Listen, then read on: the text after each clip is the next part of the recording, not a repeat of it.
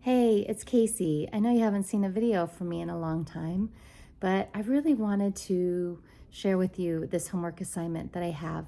I'm getting my master's degree. This is my college, Holmes Institute School of Spiritual Studies. It's an accredited college, and so my master's is in consciousness studies, a Master of Arts, and I'll be graduating next spring. So I only have, I think, 2 classes left, the one I'm currently in, and maybe one more, and then I'm writing a thesis paper. So here is my homework assignment, or actually it's like a discussion post. It is, what is the meaning of life? So that's a really easy thing to answer, right? So this is week 3 of this discussion, and we've already written a little bit about what we think meaning might be for us and individually. And this reading, we're reading from the book, The Psychology of Meaning. I think that's what it's called. I don't have the front cover of it here right now. But one of the parts of the chapters that really caught me and that I want to share with you is talking a little bit about religion, spirituality, and meaning. And what I found to be really interesting is the review of these 4 criterias that come through this book with a lot of research, honestly, is belonging, significance, orientation, and coherence. And I found that really interesting because the article or the part of the chapter starts out with that today religion has lost its monopoly on meaning. And I think, that's totally true. Years ago, people went to religion, or not necessarily even spirituality, because it didn't really exist back then, but they went to it from a place of, they find meaning in their spiritual community or their religious community. And for me personally, my spirituality came from rebelling against religion, because I had so much trauma as a child that I felt like God was punishing me, and I hated life, everything. I know that sounds extreme, but my trauma was really extreme. Had medical trauma as a small child for the first decade of my life. And what I love about this, and I'll come back to those 4 things in a minute, but what I love about this book is we talk about Viktor Frankl a lot. And Viktor Frankl was in a concentration camp, and he wrote Man's Search for Meaning.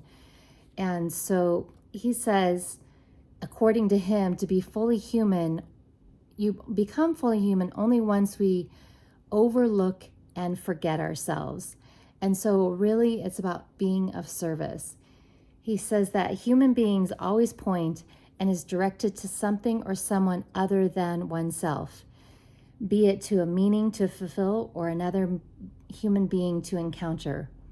The more one forgets himself by giving himself to a cause to serve or another person to love, the more human he is, and the more he actualizes himself or herself. And that to me is recovering from trauma as a child and growing up. For me, meaning in life has come down to, how can I give back what I've received? And every single career I've had, from becoming a personal trainer and a health fitness person, that came from me finding those skills in college from other personal trainers and other fitness instructors, helping me feel comfortable in my body that betrayed me as a child. And then I found yoga. Then I found recovery. Then I found science of mind and spirituality. And so my entire path of life has been giving back.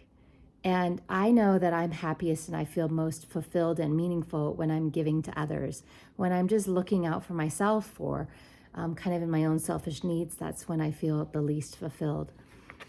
So I want to go back to this, these 4 points: belonging, significance, orientation, and coherence, because I found that the way they were shared in this book is really powerful.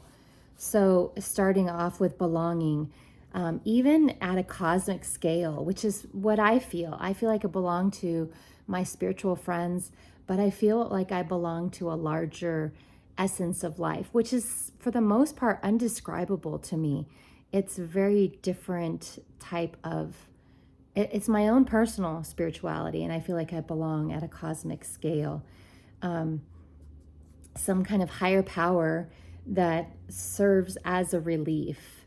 And really, when I found recovery, it's like I was able to let go of thinking I had to figure it all out, because I don't have all the answers. I'm just one little human being, right? So it's not bound by my human abilities. And so the next one, significance. It's our being and acting is strengthened in some ways, for me personally, by my spirituality. And this article talks about atheists and people who they're not atheists, they're not spiritual, they're not religious, they just don't even label themselves in any way. But I have found that, again, that comes back to meaning for me is when I can be significant to support somebody, or to show up, or to be of service in some way.